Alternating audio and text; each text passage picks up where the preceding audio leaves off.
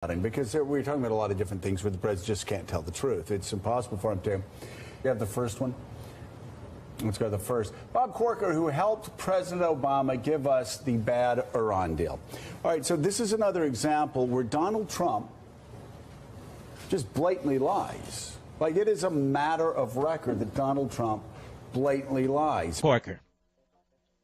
Yes, Bob Corker went to the Senate floor when Barack Obama presented his deal, his agreement with Iran and the other countries to the United States Senate and Congress generally. He opposed it. He wrote an op-ed against it. He voted against it. And then this is what Bob Corker said about the Iran deal before he voted against it. Begin. He opposed it. He wrote an op-ed against it. However, but for Bob Corker, Barack Obama could never have gotten that deal.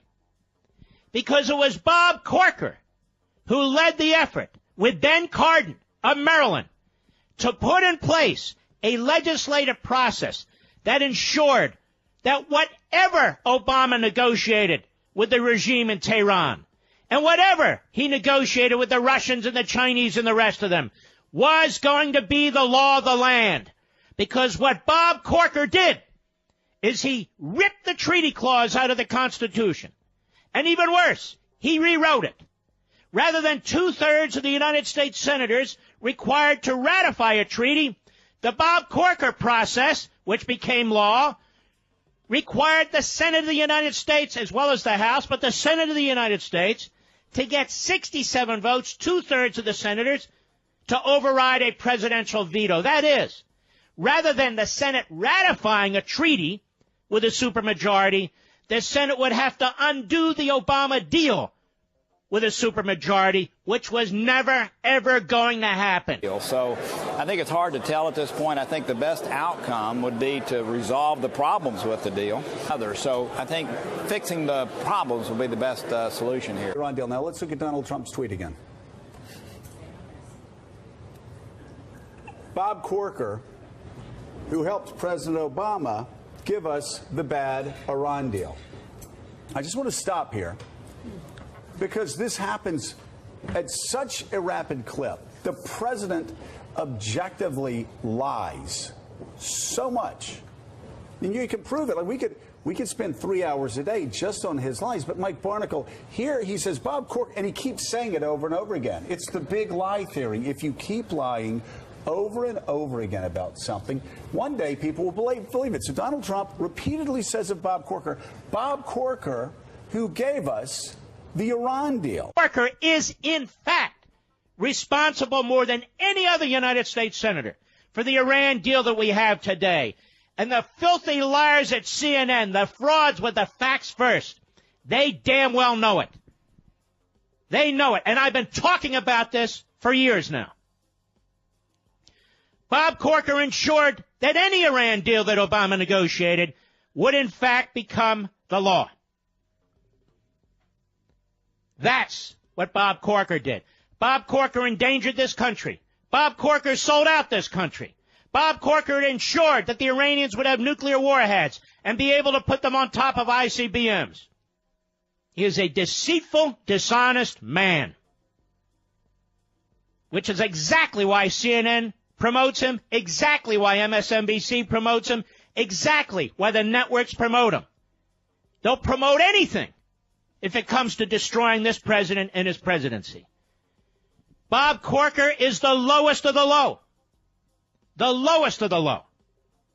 He was considered for vice president and rejected. He was considered for Secretary of State and rejected. And this is why he's an angry little man.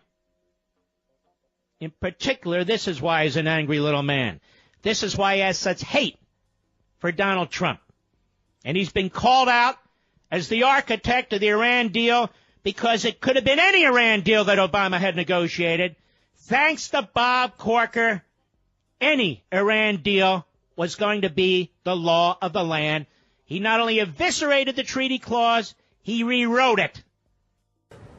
So that's a lie.